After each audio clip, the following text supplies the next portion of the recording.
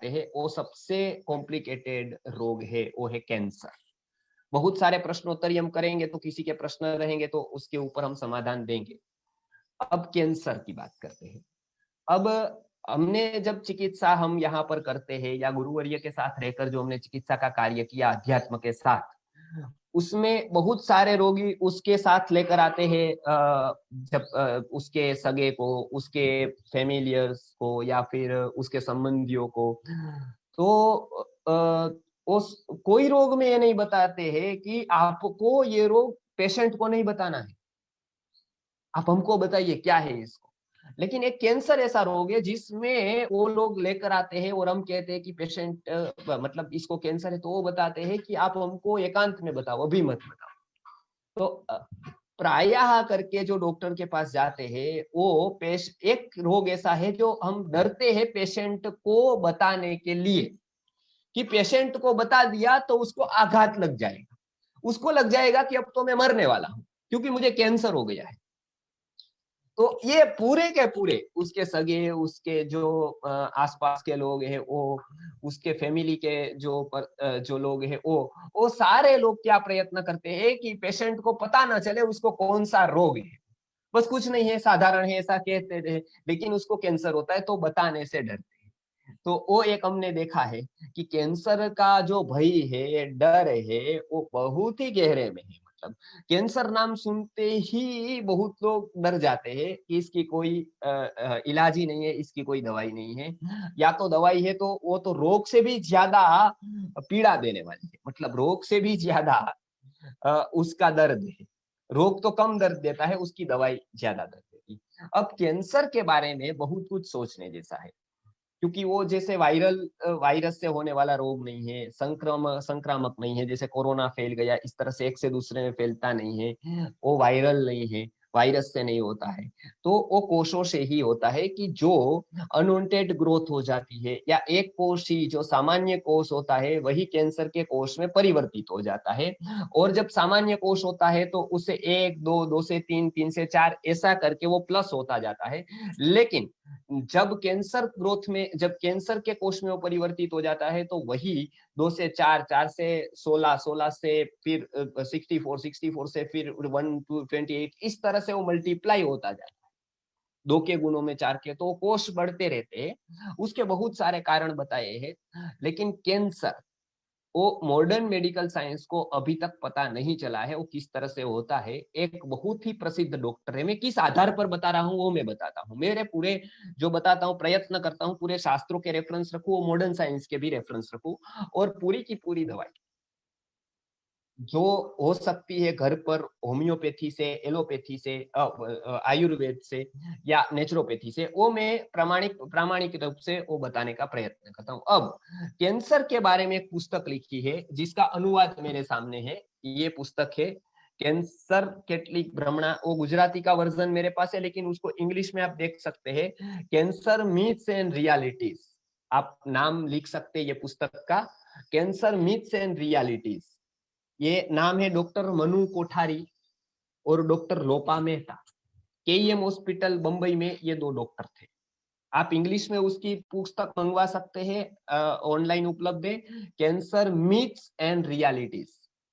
विदेश में इसके प्रायः 22 लैंग्वेजेस में उसका भाषांतर हुआ है, उसका ट्रांसलेशन हुआ है, 22 लैंग्वेजेस में। इंग्लिश में इसकी प्रायः लाखों किताबें छपकर अमेरिका में भी बेची गई है। तो इतनी ये बहुत ही अच्छी पुस्तक है कैंसर मिथ्स एंड रियलिटीज। उसमें ये डॉक्टर को मैं 3 बार मिला हूं, अभी वो है नहीं, वो वेदांत में बहुत ही अच्छा इंटरेस्ट रखते थे, गुरुजी के पास आते थे, और मैंने बहुत ही प्रयत्न किया कि आयुर्वेद के क्षेत्र में कैंसर से काम क्या क्या हो सकता है उसके ऊपर कुछ वो डॉक्टर बोले, लेकिन फिर तो वो बहुत बार उनका मिलना नहीं हुआ।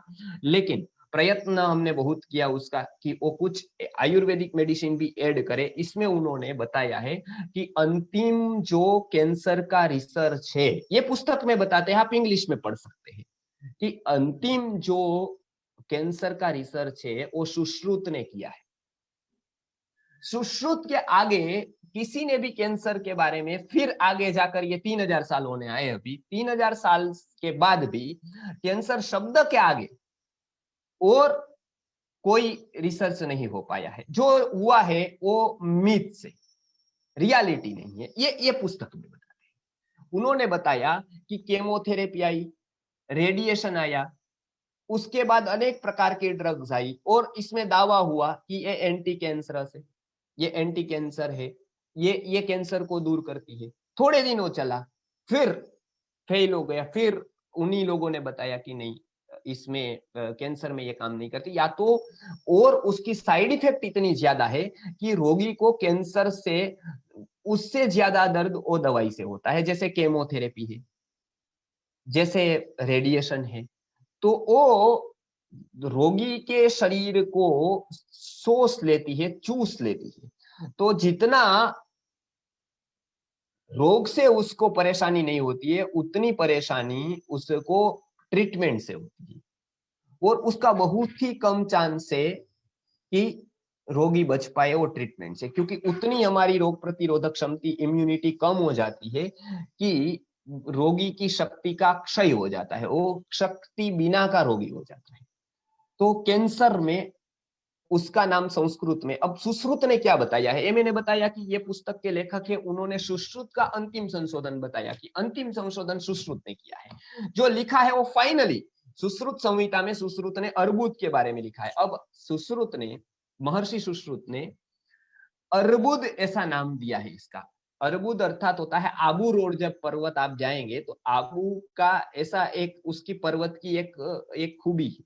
मैं गया हूँ बहुत बार आबू में, मैं गया हूँ गुरुजी के साथ। उसमें वो पर्वत ऐसा होता है, सभी पर्वत ऐसे होते हैं जैसे हमारा गिरनार हो गया वो सब।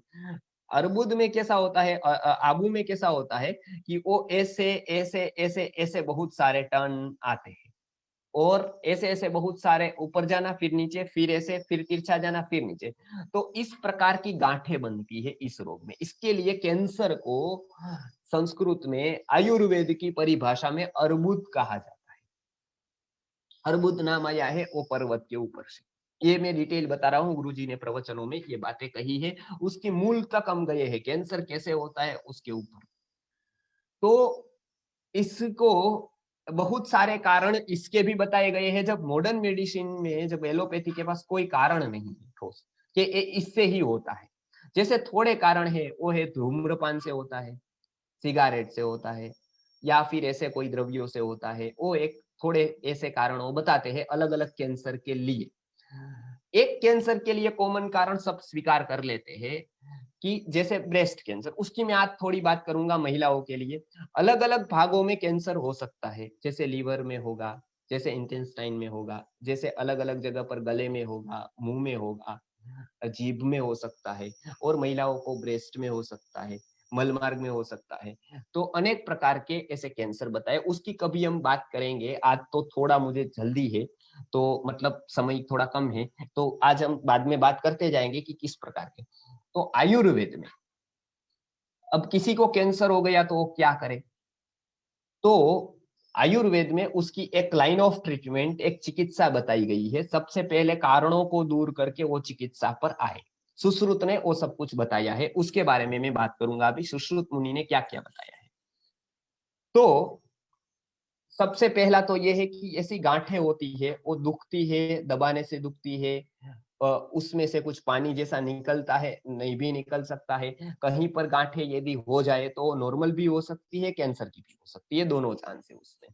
तो ये एक कैंसर का कहीं पर कोई भी जगह पर हो तो उसकी अलग अलग ट्रीटमेंट आयुर्वेद में बताई गई है।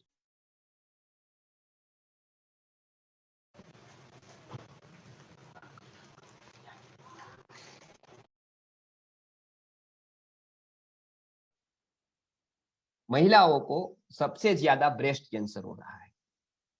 ब्रेस्ट कैंसर के कारण मॉडर्न मेडिसिन में ऐसा बताया है कि आजकल जो एक फैशन चल गई है कि महिलाएं सुंदर दिखने के लिए बच्चों को स्तनपान नहीं करा रही है।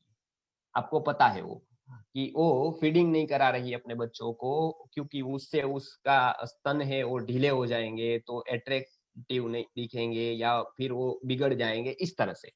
लेकिन वो बहुत ही गलत है। स्तन जो आता है वो कुदरत ने बालकों के लिए दिया है, और जो स्तनपान महिलाएं नहीं कराती है उसमें ब्रेस्ट कैंसर होने का रेशियो सबसे ज्यादा होता है। और वो मॉडर्न मेडिसिन भी मानती है और आयुर्वेद भी मानता है, वो कुदरती प्रक्रिया है। तो बच्चों को वो फीडिंग कराना अर्थात स्तनपान कराना वो बहुत जरूरी होता है महिलाओं के लिए, जो जिसका बच्चा होता है।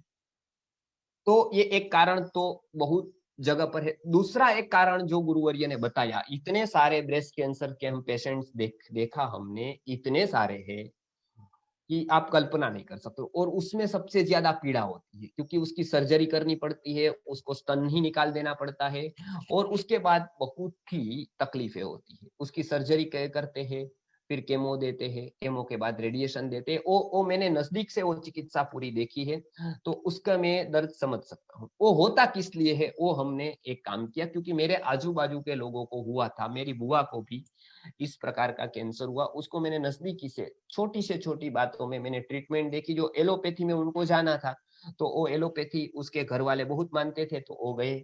डॉक्टर भी थे बहुत लोग, तो उन्होंने उनको सजेस्ट किया। हमने पहले ही बताया था कि ये ठीक हो सकता है आयुर्वेद नेचुरोपैथ से। 3-4 साल तक वो ट्रीटमेंट चली। एवरी एवरी मोमेंट उनको इतनी पीड़ा हुई, उनको इतना दर्द हुआ, और अंत तो गत्वा 3-4 साल में तो उसका जीवन चला गया। जबकि वो आयुर्वेद और नेचुरोपैथ साथ में तो था थोड़ा बहुत, लेकिन वो ले नहीं पाते थे। उसका कारण है कि एलोपैथ ट्रीटमेंट की वजह से उसका स्वाद चला जाता है, उसको भूख नहीं लगती है, फिर भूख लेने की दवाई आती है, ऐसे बहुत सारा कुछ चलता है। तो ये एक मैंने बताया कि कैंसर के लिए क्या क्या कर सकते हैं। तो ये इन्होंने बताया है, एलोपैथ डॉक्टर है, केईएम हॉस्पिटल में है, कैंसर स्पेशलिस्ट है, ऑन्कोलॉजिस्ट है। ये जो इन्होंने ये पुस्तक लिखी है, वो खुद पुस्तक में बताते हैं ऑन्कोलॉजिस्ट होते हुए, ओंकोलॉजिस्ट है वो, कैंसर स्पेशलिस्ट है मतलब। और वो केईएम हॉस्पिटल पे है, जो बंबई की बहुत ही प्रख्यात हॉस्पिटल है। इतनी बड़ी पोस्ट पर कैंसर पर उन्होंने सालों काम करते हुए उन्होंने बताया है कि कैंसर हो तो कभी भी रेडिएशन नहीं लेना है, कभी भी केमो नहीं लेना है। कैंसर से तो बच सकते हैं, लेकिन रेडिएशन से और केमो से आप नहीं बच सकते हैं, ऐसे वो कैंसर स्पेशलिस्ट बता रहे हैं। और ऐसे एक डॉक्टर नहीं है, ऐसे अमेरिका के बहुत डॉक्टर बता रहे हैं। तो ये एक मैं उनका देता हूं क्योंकि उनका वो मुख्य विषय है। अब मैं दूसरी बात बताता हूं, सुश्रुत ने क्या बताया है। बहुत सारी औषधियां उन्होंने बताई है, एक वरुणादि क्वाथ बताया है। हमने उस पर कार्य करके एक कैंसर क्वाथ करके एक क्वाथ की फॉर्मूला की। जो अन्ना साहेब पटवर्धन जी पुणे में थे, जो एलोपैथ डॉक्टर रह चुके थे, पहले एलोपैथ डॉक्टर थे और उसके बाद आयुर्वेद में आए। उनको बहुत ही रिजल्ट अच्छे मिले कैंसर में, और इसके लिए उनको आयुर्वेद में बहुत ही प्रभाव हुआ। तिलक, लोकमान्य तिलक के साथ उनकी ट्रीटमेंट करते थे, उनके साथ ही थे अन्ना साहेब पटवर्धन करके। उन्होंने एक क्वाथ के ऊपर पुस्तक लिखी थी कि क्या क्या वो एलोपैथ की दृष्टि से उसका जो प्रॉपर्टीज है वो देखकर, मॉडर्न मेडिसिन के अनुसार प्रॉपर्टी देखकर वो बनाते थे। तो उसका एक कैंसर क्वाथ का पाठ हमारे पास आया था, क्योंकि गुरुजी उनका बहुत अभ्यास करते थे और बहुत सारे मेडिसिन का अभ्यास करके गुरुजी ने ये सजेस्ट किया था कैंसर क्वाथ का, एक भल्ला तक करके। तो ये कैंसर क्वाथ का पाठ हमारे पास है, हम दे सकते हैं, बनाते भी है, आपको दे भी सकते हैं। आप घर पर अलग अलग वर्ब्स लेकर उसका मिश्रण करके बना सकते हैं। अब सबसे अच्छी दूसरी औषधि है वो गोमूत्र है। आपको पता है उसमें करक्यूमिन है। हल्दी बेस्ट औषधि है उसकी, उससे बना हरिद्राखंड भी बहुत ही अच्छी औषधि है। जो हरिद्राखंड हम भी बनाते हैं, बाहर भी मिलता है। तो एक कैंसर के लिए एक बहुत महंगी दवाई है, लेकिन बहुत अच्छी दवाई है। उसका नाम है हीरक भस्म। जो हीरा आता है, डायमंड, उसकी भस्म बनती है, बहुत महंगी होती है। लेकिन आयुर्वेद में कैंसर के लिए इसको सबसे अच्छा माना गया है। तो जिसके पास ये सुविधा हो, बहुत महंगी बनती है, तो वो इस अलग अलग प्रकार के कैंसर में, सभी प्रकार के कैंसर में काम करती है। मैं एक बात बीच में बताना ना, महिलाओं के जो ब्रेस्ट कैंसर के रोगी बढ़ रहे हैं, उसका एक कारण हमने देखा कि जब मेंसिस में महिलाएं होती है तो उसके में ज्यादा हीटिंग होती है। जब बुखार आता है तो बाहर हीट होती है, उसी तरह से जब मेंसिस में महिलाएं होती है तो उसको अंदर हीट होती है। इसीलिए आपने देखा होगा कि उसका स्वभाव थोड़ा बदल जाता है 3-4 दिनों में। हमने वैदिक पेरेंटिंग नामक पुस्तक लिखी है, उसमें लिखा है कि ज्यादातर झगड़े इन्हीं 3-4 दिनों में घरों में होते हैं या आसपास के दिनों में, क्योंकि उस समय महिलाओं के माइंड अपसेट रहता है। तो उस समय क्या करना चाहिए, वो प्राचीन ग्रंथों में उसका मार्गदर्शन दिया हुआ है। अब इसमें क्या करते हैं, उस समय भाव प्रकाश नामक ग्रंथ में भाव मिश्र जी ने बताया है कि जिसको मेंसिस आता है उसको क्या क्या करना है, क्या नहीं करना है 3 दिनों में। उसमें एक बहुत अच्छा पॉइंट बताया है कि उस समय उसको अग्नि का स्पर्श नहीं करना है, उसको अग्नि का सेवन नहीं करना है।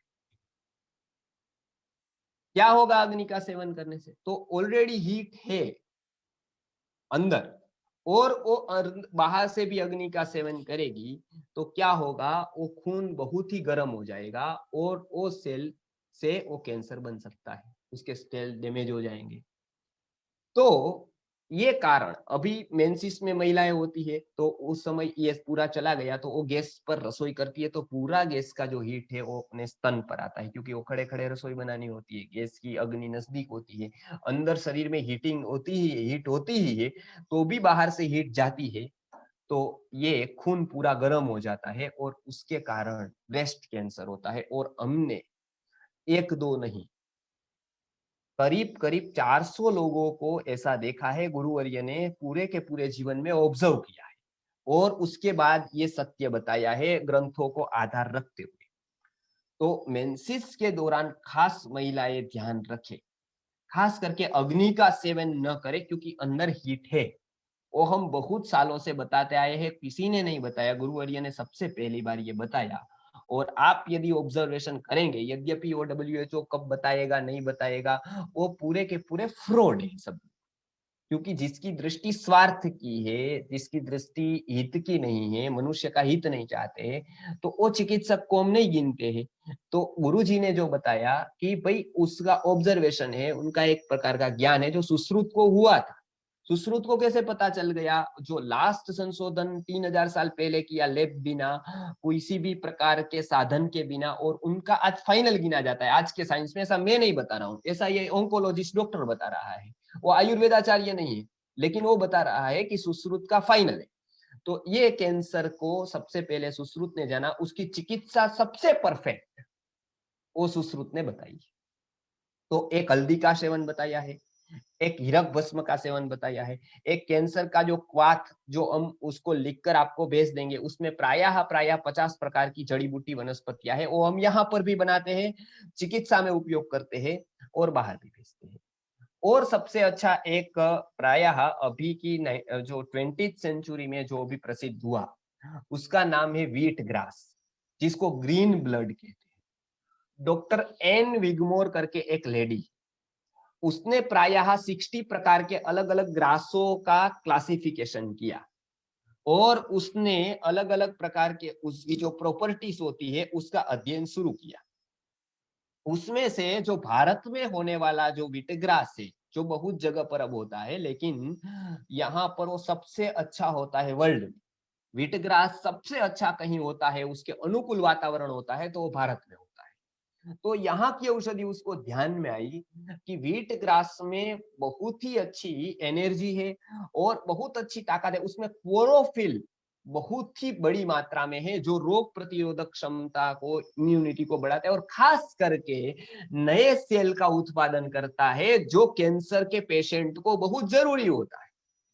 तो ये व्हीट ग्रास के ऊपर, और वो बॉम्बे हॉस्पिटल में बाद में उन्होंने आकर 1945 में बहुत सारे प्रयोग किए।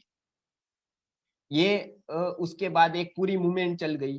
तो उसके बाद आप पढ़ सकते हैं उनको, डॉक्टर विगमोर जो जर्मनी के मूल डॉक्टर थे, बाद में बहुत जगह पर अमेरिका में उन्होंने कार्य किया केवल एक वनस्पति पर, और वह व्हीट ग्रास। तो व्हीट ग्रास वो ग्रीन ब्लड है, वो कैंसर में उसका रस किस तरह से बोना है उसकी हम ट्रेनिंग देते हैं, यहाँ पर भी बताते हैं, वीडियोस पर बनाकर भी डाल सकते हैं। उसका पाउडर भी आता है जो यहाँ पर हम देते हैं, व्हीट ग्रास पाउडर। तो इसको सुखाकर हम यहाँ पर गोमूत्र गोमई से उगाकर व्हीट ग्रास को उसका पाउडर करके बहुत सारे कैंसर पेशेंट को हम भेजते हैं यहाँ पर। तो उसके बहुत ही अच्छे परिणाम आए, खास करके उसका शक्ति जाती नहीं है, उसको पूरे दिन एनर्जी फील होती है, शक्ति फील। तो ये हमने बहुत ही व्हीट ग्रास पर कार्य किया है, उसकी गोली भी है, उसकी कैप्सूल भी बनाते हैं और उसको उसका व्हीट ग्रास का पाउडर भी बनाते हैं। व्हीट ग्रास को ग्रीन ब्लड ऐसा नाम दिया गया है क्योंकि क्लोरोफिल उसमें बहुत मात्रा में है, सभी प्रकार के अमीनो एसिड से, बहुत सारे विटामिन से, लेकिन क्लोरोफिल नाम का जो तत्व है जो इम्यूनिटी के लिए और कैंसर के कोषों को सही कोष को बढ़ावा देने के लिए, कैंसर कोषों को मारने के लिए बहुत ही अच्छा है, वो है उसमें क्लोरोफिल। तो वो डॉक्टर एन विगमोर, तो हम उसका उपयोग करते हैं, उसके बहुत ही अच्छे परिणाम हमको देखने को मिलते हैं। आयुर्वेद में और एक औषधि है जिसको भल्ला तक कहते हैं, विलामा, एक प्रकार का वो जहरीली वनस्पति है, लेकिन आयुर्वेद में गोमूत्र को उसको गोमूत्र से शुद्धि करके उसका उपयोग किया जाता है, वो भी कैंसर में बहुत ही उपयोगी औषधि पाई गई। वरुण जैसी औषधियां भी बहुत सारी है।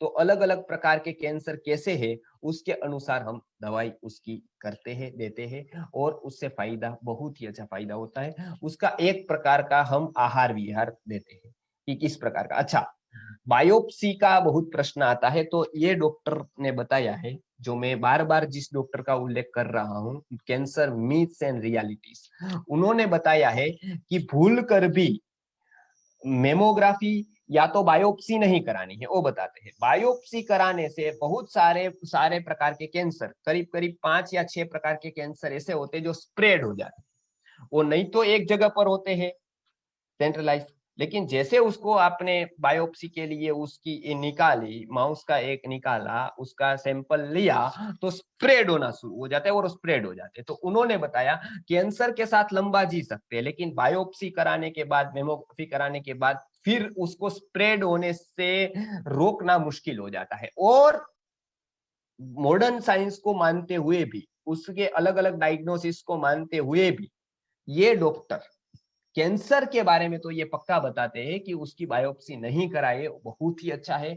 आप सादी ट्रीटमेंट कोई भी चालू कर दे नेचुरोपैथी की, तो यदि आपको कैंसर होगा तो मिटाएगी, नहीं होगा तो भी आपके बॉडी को फायदा ही करेगी। इसमें ऐसा कुछ नहीं है कि जो आपके बॉडी पर उसका कोई साइड इफेक्ट हो।